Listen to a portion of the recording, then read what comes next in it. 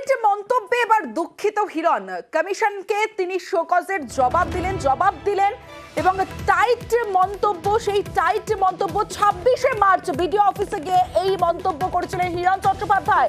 শোকজের জবাব এবার দিলেন কমিশনকে হিরণময় চট্টোপাধ্যায় ডেবরার বিডিও অফিসে। যেমনটা আপনাদের বলছিলাম যে 26শে মার্চ ডেবরার বিডিও অফিসে টাইট দেওয়ার হুমকি দিয়েছিলেন হিরণময় চট্টোপাধ্যায়।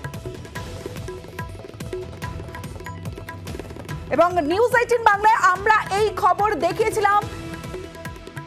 খবর দেখানোর পরেই এবার শোকজ করা হয়েছিল এবং শোকজের সেই জবাব এবার হিরণময় চট্টোপাধ্যায় দিলেন।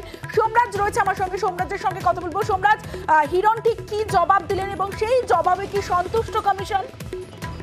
দেখো, তিনি যে জবাব দিয়েছেন সেখানে তিনি একাধিক বিষয় উল্লেখ করেছেন। প্রথমত তিনি বলছেন যে 25 মিনিটের যে সাক্ষাৎ হয়েছিল সেখানে কিছুটা অংশ দেখানো হয়েছিল। তিনি তার জবাবি উত্তরে এমনটাও বলছেন যে তিনি অফিসারের সঙ্গে ভালো ব্যবহার করেছিলেন। পাশাপাশি তিনি এটাও বলছেন যে তার যদি মন্তব্যের জন্য কেউ আঘাত পায় তার জন্য তিনি দুঃখিত।